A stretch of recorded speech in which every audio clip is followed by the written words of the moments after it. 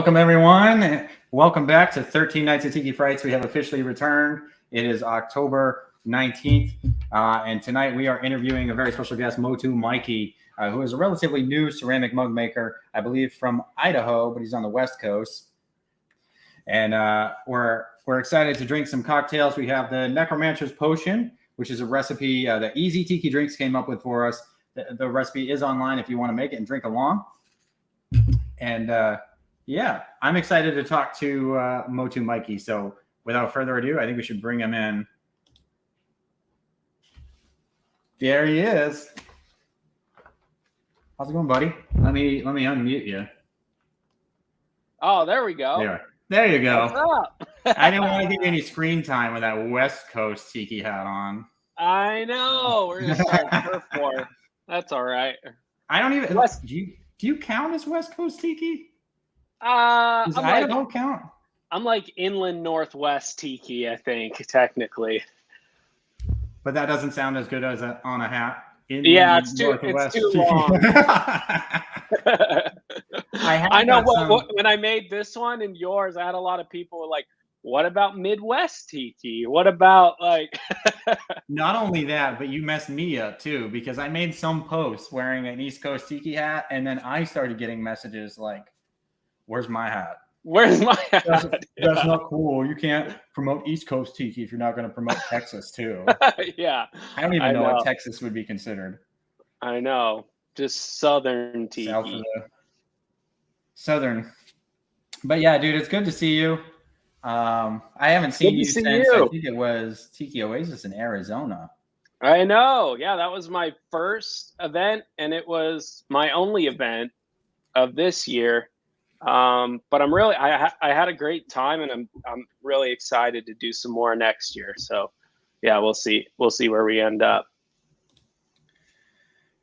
I was browsing your website. Oh yes. Coming into this. Okay. And, I have to say I found something. Uh-oh. And I just have to ask. Okay. See if I can get this up here, huh? We're gonna share screen. Boom. Okay. Yeah. So I have to ask, dude, has Tiki ruined your life? That is a great question. Yes. Yes. Yeah. Why? Why is Tiki? We're all here to.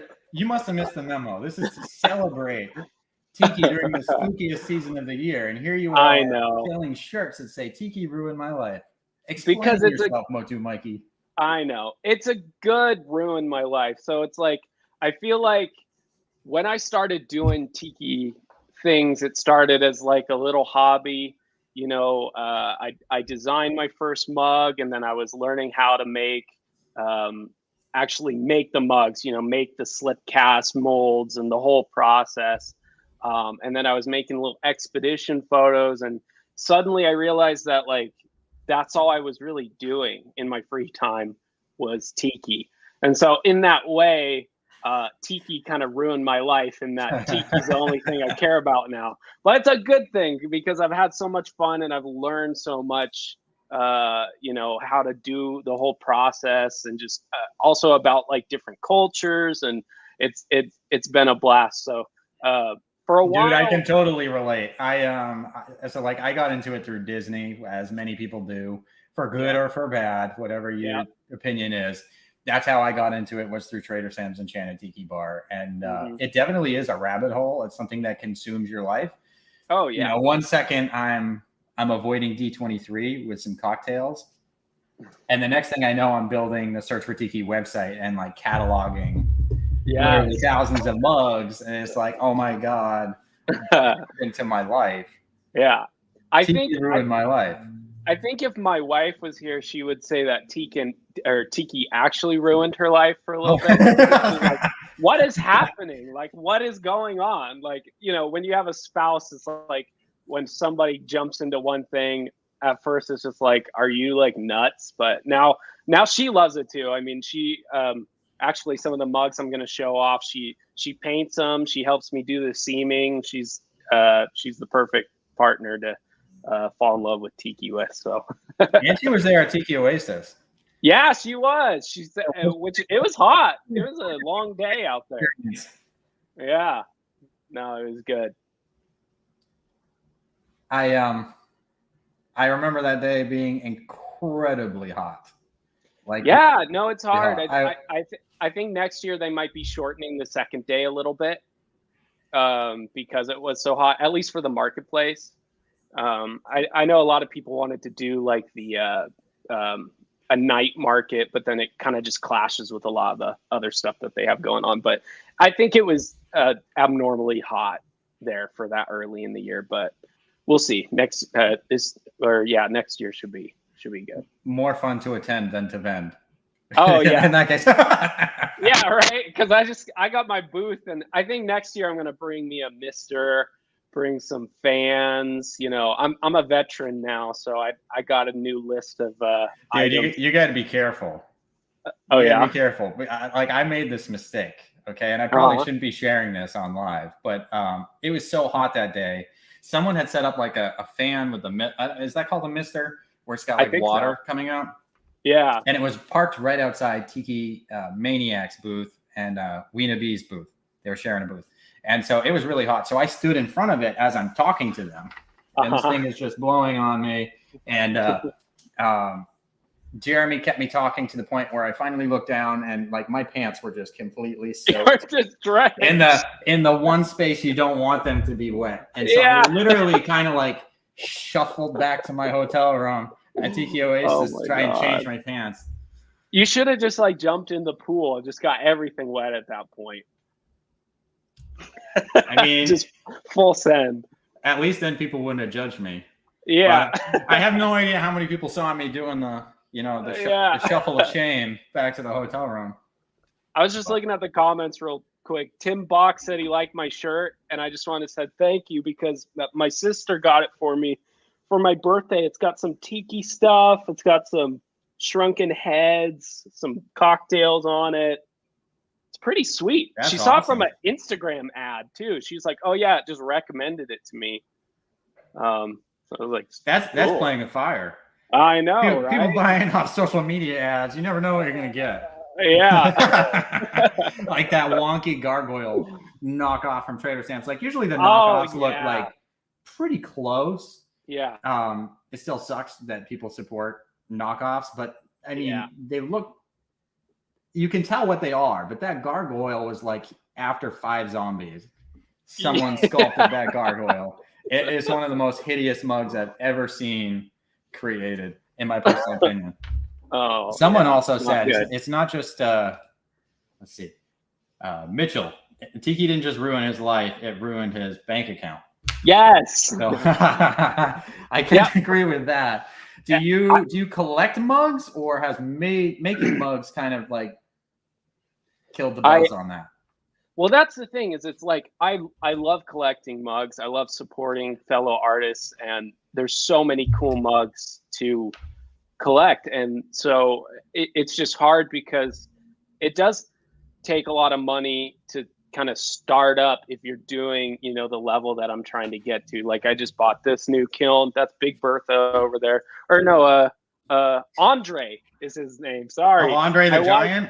Yeah, my wife. Rest in peace. Andre. So, but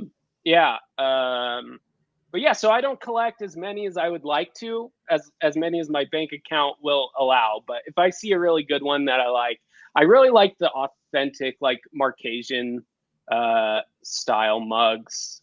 I never would have guessed that about you. I know, right? Authentic tiki? What? I know. So I love that stuff. And yeah, so I have a few of those. I have one with a tiki that's holding actually one of the oo-oos. I think Tiki Pop made it. Scott at Tiki Pop. That's one of my favorite ones that I have. Oh, didn't you get the same one? Don't you have one of those? Which one? I have a lot. I have a lot of Tiki Pop mugs. I don't remember the exact name, but he's holding a little oo-oo in his hand.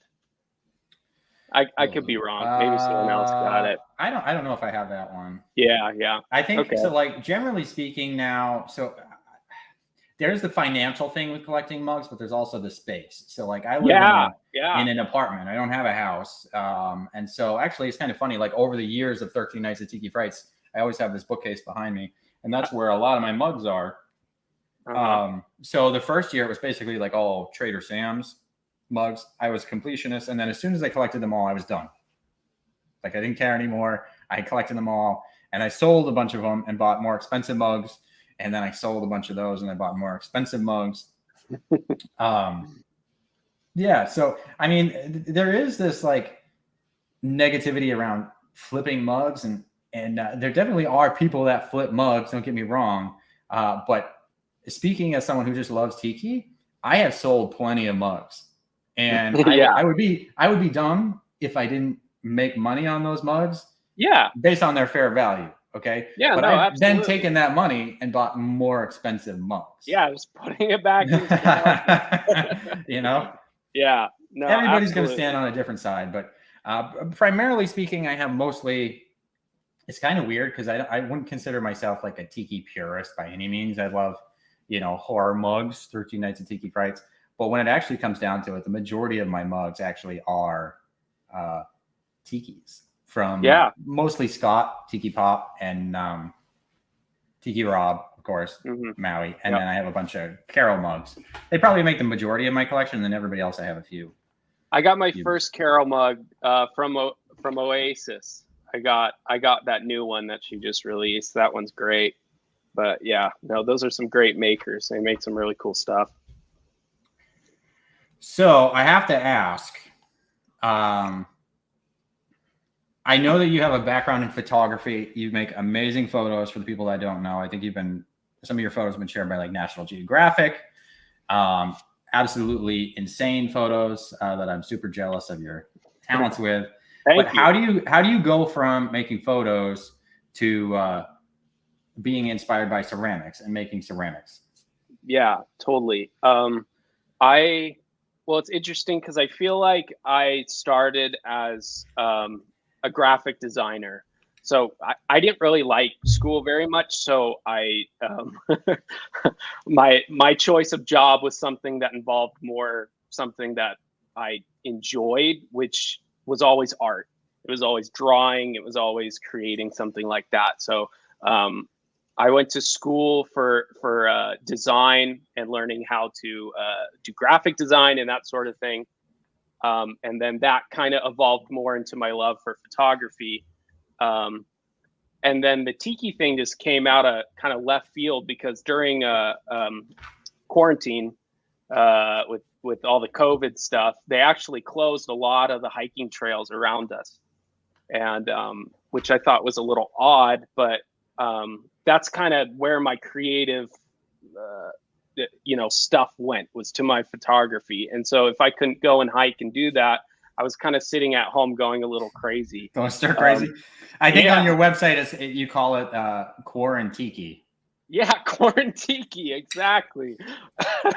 So I actually don't know where I saw my first tiki mug, but I stumbled on Mondo, how they do those bigger runs. I somehow ended up stumbling on Van Tiki, and I was like, this is cool. Like, I could probably do something like this. And I just, making something with my hands, like, just felt so good when I was just so, like, just bored or, like, unable to push out this creative something.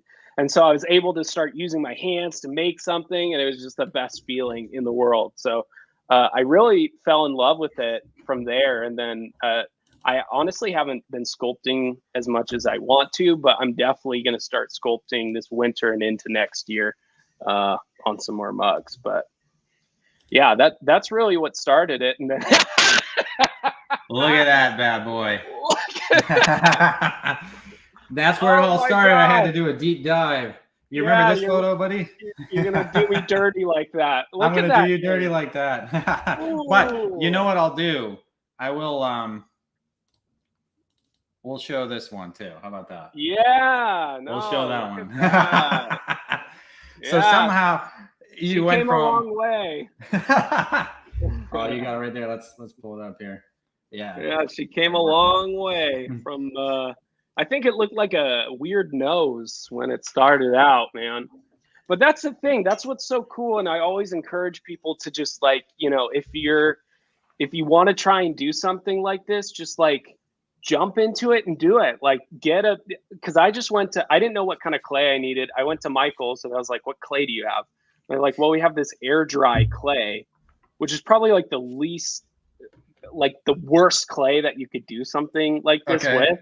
But I was like, whatever, like that's just what I have. And then I found out later that was bad. But I kept the air dry clay wet for probably like 6 months. I think it took me to really go through and figure out what I was doing. But that's what's cool about clay is like you could screw up and then you're like, oh shoot, I did a huge, chunk where I shouldn't have, and then you could just take more clay and put it over it, or vice versa. You can add and take away and whatnot. So I always encourage people, if you want to do something, you need to just jump into it and try it out. And when you don't have experience, you just have to trade a lot more time. So you could do the same thing that someone with a lot of experience can do. It's just going to take you a whole lot more time to get there. So you just have to be patient and strive for that. So given what you know now that you didn't know before, right? Yeah. You just went to a store, grabbed whatever to sculpt, and it wasn't very good. I noticed that you recently, let's see if I can get this up here. I got some new clay to mess around with. This monster clay, okay? And I know, I'm pretty sure Van Tiki uses it, and I just have to know because it's something that people are very divided about in ceramics. Yeah. I don't know, if you're just new to ceramics, you probably don't realize this, but there's a whole team of people that are die-hard monster clay fans. Yeah. And then there's a whole team of people that are like, that is so overrated. I can't stand the stuff. I will never work with it again. So where do you stand now, having tried multiple? Yeah. So I haven't officially sculpted anything with monster clay yet. Oh! I know. I got it, and then I had a separate project. I'm like, I don't have time to really figure this out. I'm gonna mess around. What I use now is that wet clay. Okay. And honestly, I really like it. I really like working with that. It's just having to keep it wet, and understanding the drying process of it. If you let it get too dry, then it's like, okay, you've passed that point, you can't do certain things or whatnot. Whereas I feel like with the monster clay, you can just heat it up and do whatever you want. The monster clay I actually got for two reasons. One, to try and sculpt with, and two, I'm actually going to attempt to pour some into a mold for this project that I'm working on. But yeah, we're going to see how that turns out. But once I work with monster clay, I will be sure to let you know what I prefer. I guess we're going to have you back on, Motu Mikey. I know. Because now my answer, someone else is going to have to chime in. If anyone's worked with monster clay, post it in the comments. Well, I think Christine with Riki Tat Tiki, she's done it and she loves it. So she's coming on. She's towards the end, I think, right? She's one of the last. Yeah, so she's going to be on October 30th, I believe it is. We're going to be talking to Christine. So you all have to tune in later and figure out what the verdict for the monster clay is. October 30th. Be there. Be there. Okay, so you haven't worked with monster clay. This interview is going great. We should just light it on fire. Yeah, I know. All right. See you later. Cheers guys. to burning this interview to the ground. But you obviously have still learned a lot since you first started. So it begs the question. It's easy to watch, professional mug makers. You see all this equipment that they have cost thousands and thousands of dollars. Knowing what you know now, if someone came to you and they wanted to get started in ceramics, what are the pieces of equipment that you would say you have to do small batch mug making, and what equipment is give or take? Yeah, no, I think you can go as crazy and as simple as you want. So when I started, all I had I did everything except for the firing in my kitchen, pretty much. So I had, I don't have one that's light. I kind of tweaked my back, so I don't want to lift this up, but I just have these. Oh, you can kind of see it. It's what these guys are on. These big old tubs of slip. And really all you need is to learn for the sculpt part. You just need a flat surface. You need like a few tools to just be able to, do what you need to do. But really for the oo, I did most of it with my hands. So you don't really need much there. You need the clay. And then, yeah, I mean, you don't even really need a kiln. If you have a local pottery studio, you could take it in, have them do it. Actually, all of the mugs that I brought to Tiki Oasis were fired at a studio. There are some drawbacks to that. You're firing with other people's work. Other people's work could explode and get all over your work. I know people do this from talking to people. I think Tiki Taboo Relics did it for a long time. And there are many other artists that borrow someone's kiln or use a kiln at another shop. The kilns locally here, when I contacted them, actually said they wouldn't allow any foreign materials in their kiln. What qualifies as a foreign material? A foreign material. Well, I asked that question. It happens to be anything that they don't sell. Imagine that. In that store. Yeah, isn't that just a strange coincidence? That is but it makes it hard because like they don't sell. What do you call like slip cast? Is it just like mud? Yeah, it's what do you call that? Slip. Okay, yeah, slip. Yeah. They don't. But they yeah, don't do it's slip, basically mud. So it's mud. Just go out into the woods, pour some water on dirt. Yeah. Well, it's funny you're good. because some people actually like you can go out here in Idaho. We actually have this nice like state park that we go and sit in the summertime and go swim. But I was walking along the side and I noticed in the bank that there was this kind of like this really like gunky mud, and I like put my hand in it and I was like, this is like natural clay. I was like, this is where it comes from, like, so technically depending on where you're at, you can just go out, get some clay, throw it in your kiln, see what happens. I don't know. I don't know if I recommend that. I don't know either, but that is not an official endorsement of 13 Nights of Tiki Frights. It is. Do not put mud in your kiln. But that could be a new business venture for you. Yeah, it could be. Well, I thought that would be cool because I mean that's like, that's where it came from. This pottery that's thousands of years old. That's what you did. You went and you found the clay, and then you I don't know if they refined it or what. I actually don't know much about the process, and then just throwing it in a fire and pumping out a sick pot. Yeah, ceramics goes back way further than tiki, probably. I would imagine. Yeah. Way back. Yeah. Well, yeah, maybe. Actual tiki, like authentic tiki, I don't know. I don't know. Where's the historian when you need one? I know, right? I'm working on it. I love history, and I want to get versed in all that stuff, but I'm not quite there yet. Maybe someone can look it up and type it in the comments. I think ceramics first started in like Asia, Southeast Asia, but I could be wrong. And then that sounds right. Probably migrated from there. Yeah. But anyways, have you had any issues? So a common problem that people are having now are with glaze, getting glaze. I guess a couple companies needed more glaze. I don't know if it was for like plates or something, and they ended up buying the glaze factories, and now they've shut it down to other manufacturers so that people can't get the glaze that they used to. Yeah. Have you had any problems with that? Yeah, no, I have. I actually, again, I don't want to lift this up, but the slip that I get actually has a huge sticker on it that says new formulation. Make sure you test before you put into production. And that's promising. I know. Well, I have to drive 5 hours to pick it up because I'm not willing to pay the shipping, but I'm willing to like put in the time to go and get it. So I got there, and then there's that sticker on there. I'm like, oh no. But I guess it's a talc.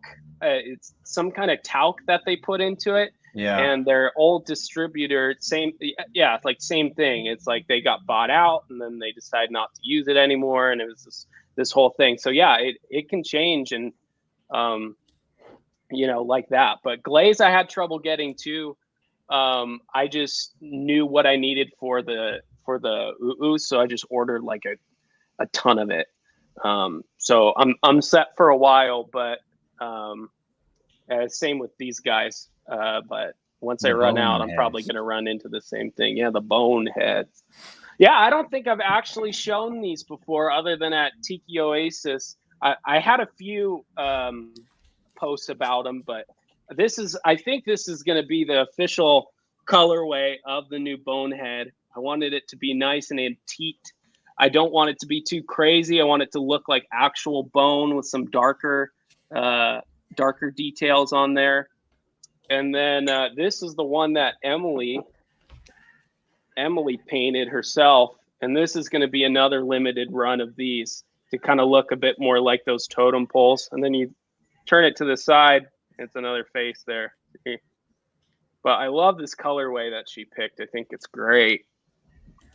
But I love, I know, because Tiki's not Disney and Disney's not Tiki, but there are so many people that are obsessed with both birds and Tikis, and that bonehead mug kind of checks both of those boxes. Yeah. which is really cool, because I actually modeled it after a whale vertebrae. So you can see on the bottom, the logo says boneheads, a little whale on there. But when I initially made it, I didn't have these bottom parts on there, because on a whale vertebrae, they don't anatomically exist. But then when I was looking at it, I was like, what if I added an extra little guy on there to be the bird beak? And then it just worked out perfectly, where it looks like a vertebrae and also has that bird. So that was completely spontaneous. Yeah, that was just in the process of forming it and looking at it. And yeah, that wasn't planned, which I don't know if that makes me sound smarter or dumber, but you decide. Do you prefer, are you well, let's say the Van Tiki method of being super methodical about everything you do. Yeah. Everything's done for a reason. And then there's the kind of just wing it method, where you get those happy little, the Bob Ross thing, happy little accidents with the trees. Yeah. Which of those two are, I would say ceramic, but artistic methods, do you personally relate more to? I think it's a balance of both, which this is funny. I actually have a sketch. I think I did a reel where I did a sketch of what I wanted the oo to look like. And I don't know if it's going to show up very well. Let's see if I can. But it doesn't really look like what I ended up with. So that's kind of what I was doing, what I sketched. And then I started, and then you saw my beautiful first form. Of what it looked like. Hold on, let me pull it up again. Yeah, please. We want to make sure that it gets adequate screen time. Dude, it literally makes me laugh out loud. But it also makes me feel so proud to see that I started with that piece of crap and then ended up with something cool. But yeah, no. You've definitely come a long way. But in this moment, okay, when you were looking at this, were you like, "This is crap," or you're dude, like, I thought "This that looks was pretty awesome. good"? Yeah, I was like, "That looks pretty good." Yeah, I'm proud of this. And then I went to sleep and I woke up and I was like, oh, we got some work to do. Oh, yeah. But no, I think it's a balance. And I think that's how ultimately in design, too, you need to approach things in a way where, if you have this set idea and you say, this is what I'm going to do, and then you go and do it to fruition and you ignore any other inside inspiration while you're making it, chances are you're just going to not have as good of an idea as if you would have been open to adapting and open to changing that initial idea.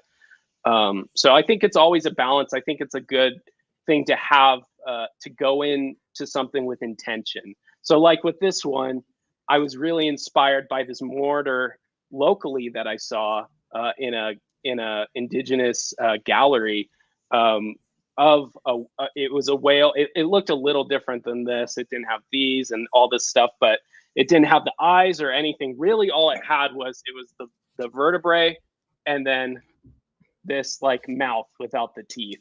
And I thought, man, that would be cool. What if, especially with spending so much time exploring the Marquesian stuff, I was like, what if there was a bit of a cross between that? Like, what if it had the big eyes that the Marquesian style is so known for, and then what if it had more of a face? So that's kind of where that came from. And when I finally send these guys out, they'll have a little information card all about them, because I love, teaching people, even if it's a little bit just about the indigenous cultures that I get my inspiration from, and showing that it's not me. A lot of the tiki stuff, people have borrowed from these cultures, and it's cool to see where it actually came from.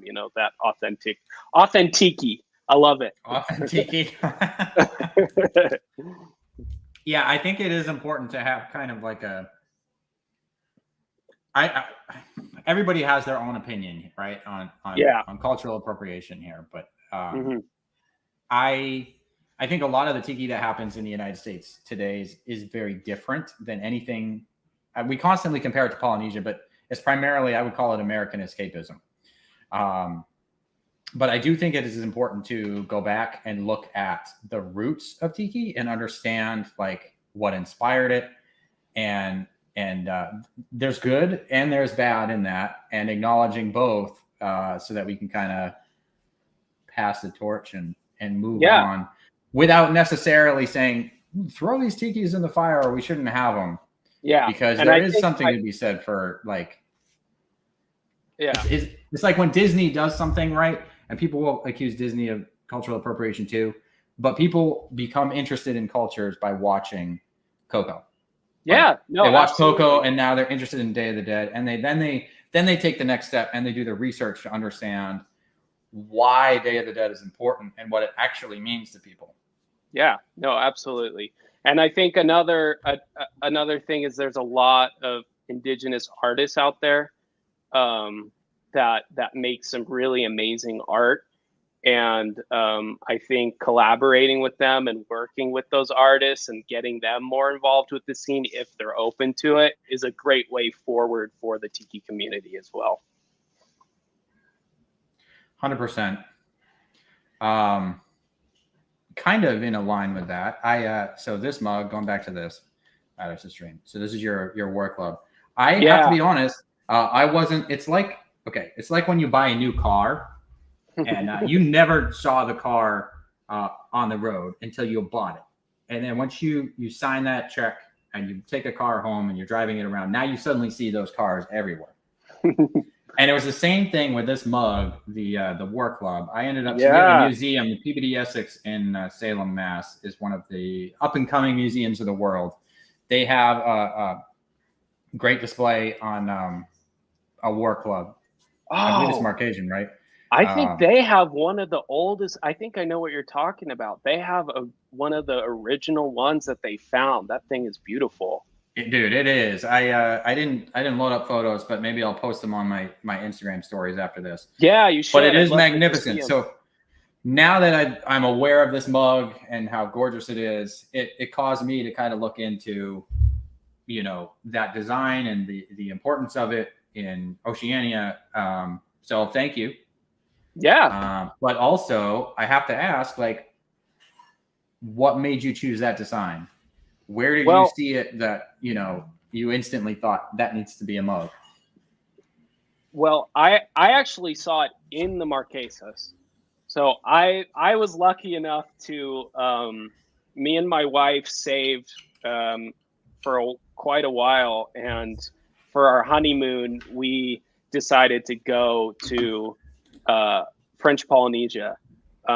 We went to the Marquesas and we visited Nukuhiva, Hiva Oa, Fatu Hiva, which that island is the one where Thor Heyerdahl went for his honeymoon, but he was naked the whole time and spent a year there. So I didn't do one of those things. But you didn't spend a whole year there? Yeah. Well, I'll leave it up to interpretation. But it was quite an adventure. I think we thought it would be a bit more. When you go on a honeymoon, you kind of want to relax. And I felt like the whole time we were running around, we were going through these islands. We didn't speak the language, so there was kind of this language barrier. But it was a crazy trip, and we saw so many different things from the original Marquesian culture, which oddly enough, which I didn't even really know at the time, but that was a huge inspiration for a ton of the tiki stuff. The tapa cloth, all those designs, the tattoos by the Marquesians. And then I saw one of these guys, which they sell these smaller ones to tourists. They're, I mean, small, like I couldn't bring it back in my suitcase, but it was probably like this big. Meaning the whole thing with this, I don't know if you call it a staff. Yeah. And it was kind of all ornate and a little like over, I feel like it was over like complicated, but it was still really cool. And I was like, what is that? I'm like, it looks like something like a shaman or like a freaking wizard would like hold or something, you know, I don't know. And so I didn't know what it was when I was there. And then I had to go and look and research, and I was like, oh, this is like a war club. And it looked a lot different. Like this is more similar to the traditional style of what it looked like. The newer ones, they're very cool, but they're more ornate, and they have lots of little designs and whatnot on them. So that's really where I saw it for the first time. And then I came back and I was like, it was like you, except I didn't see it anywhere. I was like, why haven't I seen this before? It's like so interesting and cool looking. And that's really why I wanted to try my hand at a version of it and make a mug. But yeah. In retrospect, do you realize that maybe for your first mug, it perhaps wasn't the best idea? Yeah, just meaning, so like obviously for the people that don't know, with ceramics, there are undercuts when you're making a mold. And you have to make sure that every piece of the mold, right? Because you sculpt something, but then you want to reproduce it multiple times. So the mold, when you make it out of plaster, every piece has to actually pull away cleanly from the mug, and any angles that would prevent it. Yeah. So when you're pouring a plaster mold, if I poured it this way, it'd come in and seep under here, and then it gets stuck. So when you go to pull it off, you can't pull the mold off. So this specific one has one on the front, one on the back, and then you pull it apart on each side, and then you have to clean it up. So with this guy, there's so many different little weird angles and whatnot that it was such a pain in the butt to figure out where my seam lines were. But it ultimately wasn't too bad because I went into it knowing that, because I did a lot of research on making a mug, and I was like, well, if I'm going to take all this time to sculpt a mug, I might as well do it like right as right as I can figure. But yeah, the mold is actually only only 5 pieces. So we have one on the front, one on the back, one for each side, and then these side ones actually go all the way over and cover half of the front, and then I have one for the bottom. What about these little guys? So those guys, well, yeah, I guess that's true. If we add on to those molds, those guys, yeah, this is where it's getting complicated, buddy. Yeah, exactly. So yeah, I should explain that. So these little heads, if you look on the sides, they have divots that go in. So you can't just have a mold that goes straight on and off, because it'll get stuck on the sides. And I wanted as much detail as I could on here. So what I did is made 6 separate molds for the heads that I need to put clay into and time it right with this guy drying, and then attach them as I'm going through and cleaning them up. So yeah, this is quite like, as opposed to this guy where I can just like pop it on. But even with this, I'm putting the teeth on.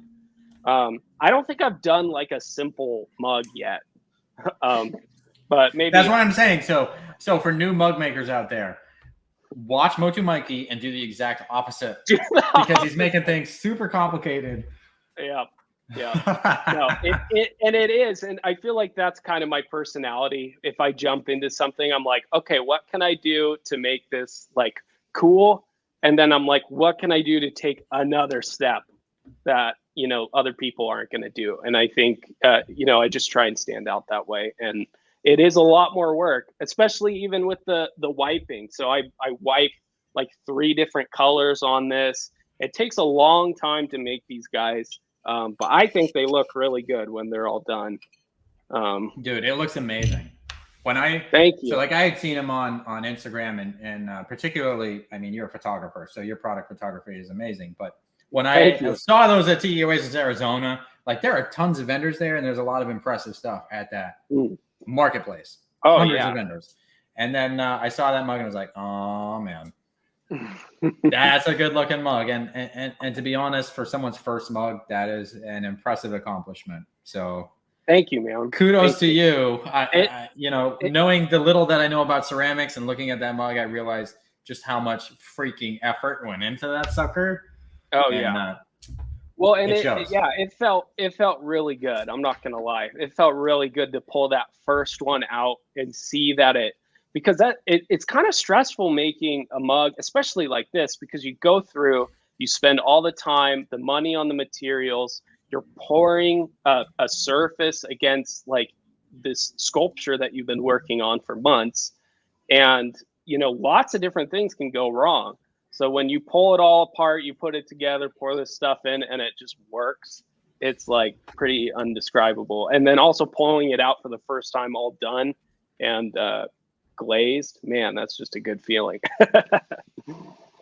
So based on that, in previous years of 13 Nights of Tiki Frights, we have asked this question to multiple mug makers, and they all have different answers. Henrik from Van Tiki hates opening his kiln. It's like a horror show. He has to have his wife sometimes open it for him. And then other people, I think Corey maybe one, if I'm remembering correctly, loves it because, you know, the kiln is exciting. And opening the kiln is like Christmas morning. You never know what you're going to get. Where do you fall on the spectrum? I love it. I love opening the kiln because I mean, there's definitely some anxiety leading up to it. I try and just distract myself. I hate waiting for it to freaking cool down because you go and look and you're like, oh, it's at like 500 degrees and it has to be around like, which is another controversial topic. When do you open the kiln? Some people open it at 200. Some people don't until it's like room temperature. I rest like a little bit in between, like 120, 150. I'll pop it open. That number is going to slowly creep up over time until you have a catastrophic failure. And then, because I opened it too early. I did. One time I opened it too early. I don't know if this is why, but there was a hairline crack right here. And I think it might have been a temperature stress crack. And it could have been because I was jumping the gun. But I think Did you fire a single mug? Yeah. No, I have this little guy. Whoop.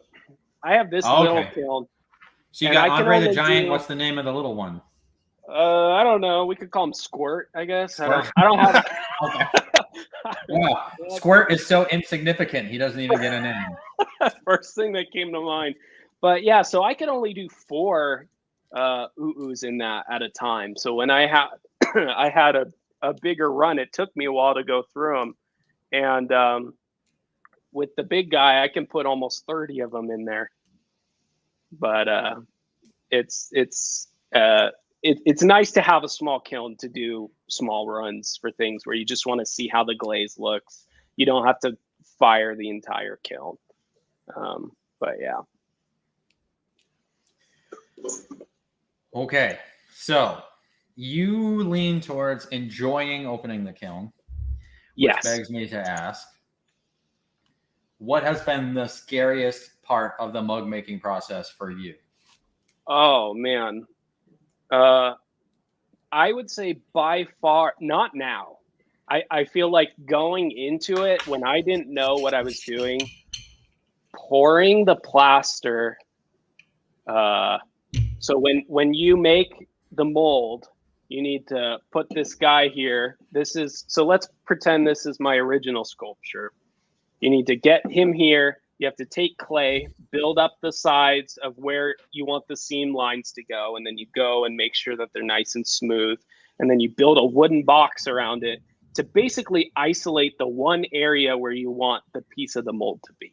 And once it's there, you mix up plaster, which is kind of like a timed process. Like once you start mixing, there's like this invisible countdown clock of when Ticking time the bomb. plaster is gonna. When's it gonna explode? Yeah, when's it gonna solidify, or get too thick or too? That's not as interesting. I don't want it to solidify. I want it to explode. Explode. Well, it might. I don't know. Who knows? And then they've never tested it. But if you, so then you pour it in, and you're watching like this sculpture that you've worked on for so long, with this plaster just going over it, and you're like, once this hardens, if it doesn't come off, it's done. Like you gotta like start over. Meaning So, your sculpt gets destroyed. So you spent yeah, 6 months building this war club, and then you put some plaster on it. And exactly. it's gone. So. Which is interesting because when I did I feel like when you have more mold pieces, it's a bit easier to take it apart. So, and I didn't really realize that. So when I did this guy, I only did the 2 with the bottom. I didn't quite do it right in the center. So the mold is a little bit further down on one side. So it kind of grabs a little bit. And that was a mistake on my part.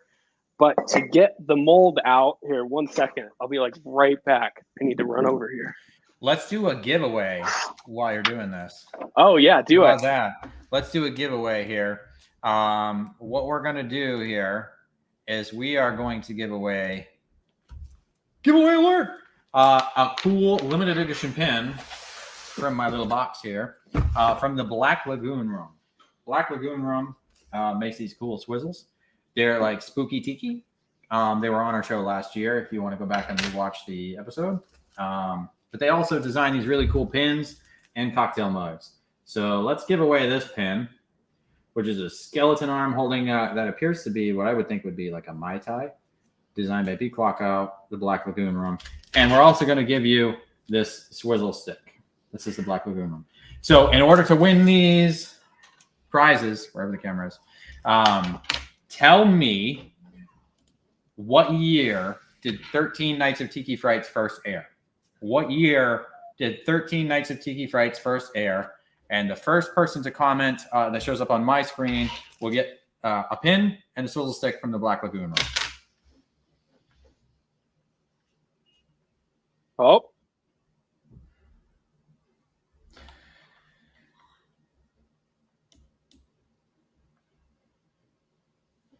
Getting lots of answers. Okay, so the first person, and again, depending on your connection speed, it might be different on my end. So please don't fault me. We've run into this in the past. But the first person to guess the answer correctly on my end was Jamie Laidlaw. So Jamie Laidlaw, congratulations. The answer is 2020. We're on our 3rd consecutive year of 13 Nights of Tiki Frights. Send me a message, and we'll get you a pin and a swizzle stick from the Black Lagoon Room. I wish I was Jamie right now. Yeah. Got some cool swag. 2020. Jamie Laidlaw. All right, so did you find the goods? I did. So when I made my mold and all of the plaster hardened in around both sides, and I went to take it apart, the worst nightmare is it doesn't come apart, and it didn't come apart. So I was like, did it stick to it? Is it just like one little corner? And so when I pulled it out, I was able to pry off his little things, and then I had to use like a crowbar and like a hammer Dude, that looks so horrific. to pull it out. That looks like your first sculpt. I know. I don't think it's that bad. Yeah, so that's kind of your worst case scenario. That's the explosion I was looking for. Yep, that's it. But luckily, once I got it out and then I poured it in, when you take it apart, it's still a little wet, so you can kind of give it a little wiggle and it pops right off. So it didn't damage the actual mold; it just damaged the sculpt. Yeah, so I was pretty careful. I mean, I was hammering on it, but that's you saying pretty careful. Yeah. The look of that does not say pretty careful, buddy. I know, but I was able to somehow avoid breaking the mold because plaster's fairly hard. But if you catch little bits and pieces, I have super glued pieces back to a mold and it works just fine. So, but better to just, not have to do that. Okay. So, you make this mold, it's out of plaster. For the people that don't know, a plaster mold, there's another debate in ceramics about plaster molds, because some people say a plaster mold is only good for about 30 mugs. And then after that, the mold kind of deteriorates over time. What that means is you lose detail. Now, some mug makers, I know Tiki Rob in Maui is one of these people. He does not do the silicone molds. He strictly uses plaster molds. And I think he gets away with it because he does a lot of hand-carved embellishments on all of his mugs. So if it loses some of the detail, it doesn't really matter to Rob because he's going to go back in and make it a one-of-a-kind masterpiece anyways. Now, you started, I believe, the War Clubs were just a plaster mold. And I think when I met you at vending Tiki Oasis in Arizona, you hadn't approached a master mold yet. I had not. For the people watching, a master mold is when you basically take that plaster mold and you make a silicone mold of the plaster so that you can make multiple plaster molds. And then that way, let's just hypothetically say a mold is worth 30 mugs. You can cast 3 molds to get 90 mugs. So why did you decide, or what made you decide to change what you were doing from the plaster mold and go to the master mold? So when I started, I made my plaster mold and I did the same research that you just said. I looked and I talked to the people too, because all these, like, I've had nothing but support from other mug makers. I love talking to each and every one of them, and I don't know if they like talking to me, but that's all right. But so I talked to Van Tiki and I talked to Tiki Rob, and basically they said what you said. Tiki Rob, he's like, I've been on the same plaster mold and I'm going on 125 on this one. I'm like, whoa, okay. And then Van Tiki only does like 20 or so. And that's the difference is right there, is if you pour a good mold, you can keep casting it without like too many air bubbles, because a main problem with the molds is it kind of eats away at it slowly. So if you pour a bad mold with lots of air bubbles, you'll eventually start to see those bubbles show up as lumps on your cast tiki mug. So basically it's how good of a mold that you cast initially, and then watching the details and seeing, what there is to change. So like with this guy, like you said, my first mold, I think I did around 40 or so, maybe even 50 out of that thing, which in hindsight, I probably wouldn't have done that because I wanted to retain more of the details. And now what I need to do is I need to go in and do them a little bit afterwards, which I think you want to do anyway, but I just have to be a bit more mindful of it. So like with this guy, the circles here, those have gotten a lot more faded, so I need to go in and do those. The eyes got a little less pronounced, so I go in and have to do those manually. But also just the fact that having one plaster mold is just like very stressful, because if you drop it or anything happens to it, it's like done, and then you're done. So when I, delved into the whole plaster mold thing, the only reason I didn't do it right away is it's pretty expensive. A lot of people say, oh, it's not that expensive compared to how many mugs you make. But if you're just getting into it, you don't have a lot of capital. It's kind of a decent chunk of change. And just learning to make the boxes and do the whole process. It's a whole thing. So, but there's nothing to stop someone from, okay, so say like they're not sure about doing the master mold. You make the plaster mold, you can pour 10 mugs, see how it goes. Yeah. And then, if you really like it, then you can invest the money, the few $100s or whatever it is. Yeah, and that's what I did. The only downside of that is if your piece is very detailed, each time you cast, that detail is going to just get muddied a little bit and a little bit more. So depending on your piece, this one, there's lots of smooth surfaces on this. There isn't a lot of details. I actually go in and do the gashes afterwards, all the scratches and whatnot. So when this comes out, there's nothing like that on there. And it's fairly smooth. So really these guys and then the eyes are all I have to go in and mess with. Are you still making these mugs? Are they completely sold out? Where do they stand? I am. I actually have about 50 of them that are going to be going into the kiln in the next few days. And I honestly want to try and release them all sometime either next week or the week after that. Okay. That's going to be, so that'll be 50 of them. And that's going to put me at about 80, 90, and the addition is 150. So once I release these, and I have this big kiln, so I can do it a lot quicker now. But once I finish the 150, I'll probably do some different one-offs, some different glazes or something. But the original ones that I do, there's so much work. I mean, I could keep doing them, but there's a point of diminishing returns. There's always that question, when a mug sells out and people are bummed that they couldn't buy it, even though they made 300 of them and they sold in 10 seconds. They're always like, why don't you make more? And that's what it is. It's because it sucks making 300 of the same mug. It's tedious and annoying. It's a lot of work. Yeah, especially this where you have to go through, if it's like you pull it out, you do a quick little seaming of it, you let them dry, and you do that like 20 times in a day, and then you have your one or two glazes you put on it. That's still a lot of work.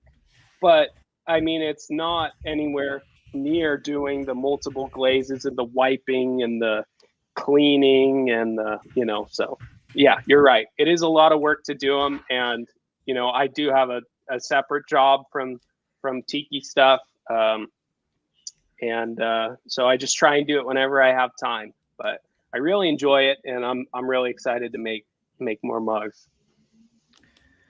How many mugs could you make in a week working a full-time job? What is your mug per week ratio? That's realistically hard, man, for people that want to get into it, but they don't want to quit their daytime job quite yet. Yeah. No, it depends, because there's so many different sections, right? I mean, I feel like this was months ago, but there's the process where I would wake up, I would pour as many molds as I have, which sometimes were like 5 at a time. And then you have to be there for about 30 minutes or so. And then you let them dry for like 4 hours. This is my, everybody has their own thing, but this is how I do it. I let them dry for like 4 hours. So during that 4 hours, I go and I do like work or whatever. And then depending on how busy I am that day, whenever I can, I'll just come down, take them apart. I have to go through and seam them. With these guys, it takes about like 45 minutes to clean it up from once it comes out each. So it's a long time. I feel like with these, I could bust out a ton of them in a day. But with the UUs, at the most, I think we were doing like four a day between me and my wife. Is the run on the boneheads going to be 152? I'm actually not sure. I need to figure that out because people have asked me, and I keep saying I don't know yet.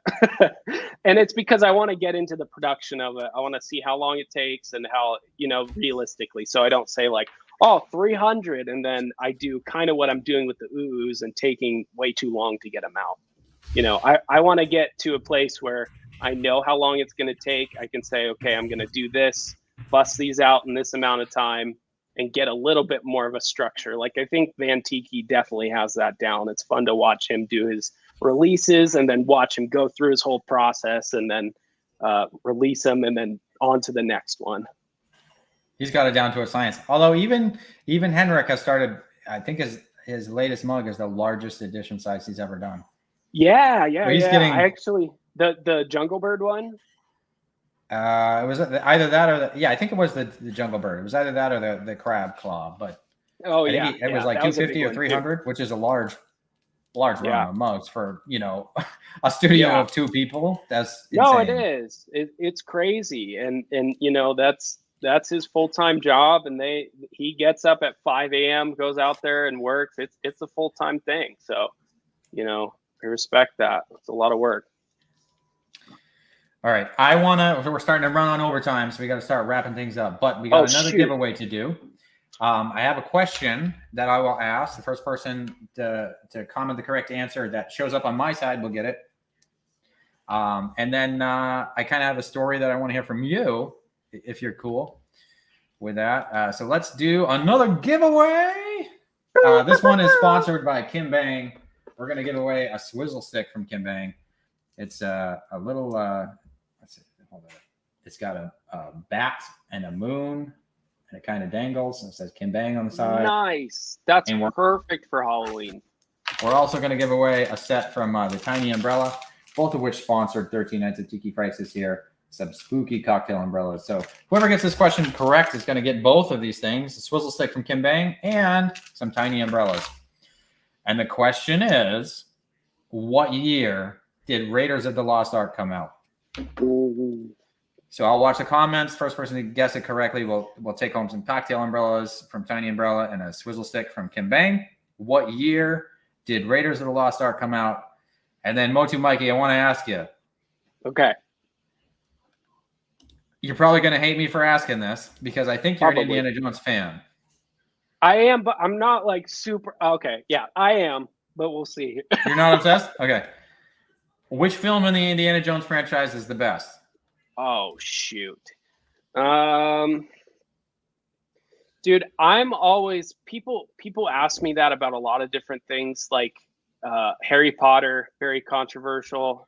First Harry Potter is my favorite because it's like you're like, I know, but it's like you go into wait, do you not agree? Wait, I've lost respect for you, Motu Mikey. No, because it's the first time you're introduced to this world, and it's just like, whoa. Like, I mean, if you didn't read the books, I didn't read the books. My wife read the books. She's a huge Potter nerd. But Indiana Jones, I honestly think the first one is my favorite. First one, Raiders of the Lost Ark. Raiders is. Yep. This is getting off a tangent, but Harry Potter. So like the first and the second one, I think were both directed by Chris Columbus. And he did a fantastic job setting everything. The look of Harry Potter is amazing. But what drove me crazy is that they were all wearing like fancy attire. Like, very proper sweaters and everything. Yeah. And then Prisoner of Azkaban came out and they were just like, wear a hoodie. That's what kids do. And so Prisoner of Azkaban. I didn't notice that. That's so funny. If you watch it, there's like a huge difference. So I take it you formal Harry Potter, casual Harry Potter, and I'm about the casual. Okay, so I take it you didn't go to a school where you like needed uniforms or something like that. Public school, baby. Nice, dude. All right, so we gotten a lot of answers. Looking back through here, the correct answer was 1981. So I'm just looking for the first person to guess it correctly. And it looks like it was Jacob Bills. So Jacob, congratulations. You get a swizzle from Kim Bang, and you get some cocktail umbrellas from Tiny Umbrella. Congratulations. That's pretty sweet. All right, dude. So, I could probably talk to you for a lot longer, but, I do want to be cognizant of your time. Yeah, absolutely. So, man. With that said, what is next for Motu Mikey? That's a big question. So next, we are pumping these guys out, like I said, in the next few weeks. If you're on my email list, that's usually where I shoot all of the updates to. I do like 2 or 3 updates a year, so I'm not spamming your inbox. But if you go on my website, you can jump on there and sign up for my list. And you can try your hand at getting one of these bad boys. I'm going to be working. I just took some product shots for these guys that I'm really excited to share. I finished up the info cards for them, the cocktail. So they're pretty much ready to go, except that I got to start production on them. But I'd like to at least get a release date for these guys really soon. And then I also wanted to share something else I'm working on. Oh boy. I know. He's opening up Squirt. Yeah. Opening up Squirt, but I was like, I saw these mug makers making cool Halloween stuff, and I'm new to it and I haven't really done that, but I wanted to make a spooky oo-oo. So I actually am working on, I'm going to do it in the same style as the Bonehead, but it's going to be an oo-oo with the skulls on it. Maybe I'll do some blood. I'm not totally sure yet. That's absolutely insane. Yeah, I'm really excited about that one. So yeah, I'm not sure what I'm doing with this guy yet, but make sure to follow me on Instagram, get on my email list if you're interested in any of the mugs that I'm working on. I did want to show one more thing too. I'm just doing a bunch of oo-oo remixes right now. Ooh, remixes. I did pop down on the bottom here, Motu Mikey, at Motu Mikey on Instagram. So follow him on Instagram. Show him some love for these awesome cocktail mugs. So this is a lamp I'm working on too. Oh man. Yeah, really excited for that. I don't know where it's headed. I don't know how much I want to do. But it's getting close to being done. Hopefully I can get it done and glazed in time for Halloween. I'll put it out on my front porch. Is that one? Yeah, you think you're going to hold on to that one? I haven't decided yet. If enough people tell me they want one, maybe I'll make one. As the price starts creeping on eBay. Yeah. $200. I think I'll keep it. $2,000. Okay, yep. You can have it. Yep, exactly. Yeah, but that's really all I got going on. I do have a new mug coming out, and I'm actually working with another artist, so I'm really excited to share more info on that in the future. Yes. Another mug artist? No, not another mug artist. Dare I say a tiki bar? No. I have flirted with that idea as well, but that's not the one I'm talking about. It'll be good. I'm very excited. The anticipation, man. I know. How long do we have to wait? That's a good question. Probably not too long. I want to make sure that I can do everything that I'm trying to do with it before I talk too much about it. But yeah. You should have been drinking. Another learning. Maybe we'd have gotten more answers out of you. I know. Right. Yeah. No, I think it's gonna be it's gonna be really cool. It's gonna be really cool. I'm so excited, dude. I'm excited for your lamp. I'm excited for the Bonehead. I'm excited for whatever that skull creation was. Somebody in the comments, Ian said a spooky, like ooh, but spooky. I like it. Troy said it. Oh, a bunch of people said it. Man, I'm just like I've seen a bunch of these. Yeah. The spooky. The spooky. I love it. Spooky. So good. And then we got this one, spooky. And then we got the Jack Ooh lantern. Oh, that's Ian. That's Ian. So we got a lot of good options for you. There you go. You don't have to come up with your own ideas. Just put it out to the world, and these people will comment all their best ideas. I know. Look at that. I didn't even have to work on it. You are all suckers. Yeah. Yeah. You guys got any mug ideas? Sinister plan. All right, buddy. So we got a mug to give away. Oh, that is such a sick mug. The winner has been chosen. But before I announce the winner, I do want to shout out Plantation Rum and Tiki Farm. There are two major sponsors this year. Plantation Rum obviously does the cocktails. Tiki Farm is the world's largest manufacturer of ceramic cocktail mugs, tiki mugs in the world. Both of them are incredible. I love, drinking Plantation Rum, and we've worked with Holden and the amazing team at Tiki Farm to make some of our own mugs. Yes, Plantation Rum. Beautiful. So thank you both for sponsoring 13 Nights of Tiki Frights and our 13 cocktail mug giveaways. Just a little backstory on this one. This was designed for Lost Temple Traders. Dave and Josh are Lost Temple Traders by Trevor Foster Studio. It is a skull. He's got the aviator goggles on him. Beautiful mug. And such a cool mug. With that said, buddy, I think we should announce a winner. What do you think? I think so. Thank you all. Drum roll. You'll do the drum roll? Deal. Thank you all for tuning in to 13 Nights of Tiki Frights, Year 3, Day 1 with Motu Mikey. Please follow Motu Mikey on Instagram. Thank you so much for joining us, dude. Your mugs are fantastic. I would never have known that it was your first couple mugs. You're killing it. And, thank you. Thank you for coming on. So without further ado,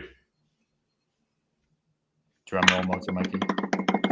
I don't know if I can accept a drum roll from a West Coast Tiki person.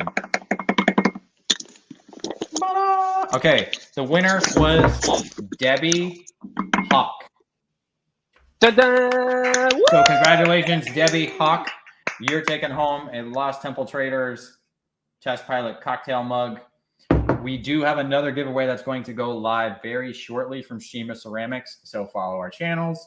Make sure you subscribe to our newsletter to get an automatic entry into every giveaway. Tomorrow, we're going to be meeting with the ladies who tiki. Super excited for that. Talking about inclusive communities, specifically within tiki, which is always good. And then, I think that's it, buddy. My wife jokes that she needs a tiki wife support group. That's not a bad idea. I know, it's not. I know at least one other person that would join that. Tiki wife support group. Tiki ruined my life. Tiki ruined their lives. Tiki ruined everyone's lives, and yet we still love it. Yeah, somehow love it. So. All right, man. Thank you, buddy. Follow Motu Mikey on Instagram. Look out for his upcoming mug releases. Thank you for joining us, and we'll see you tomorrow night, guys. All right. Thank you.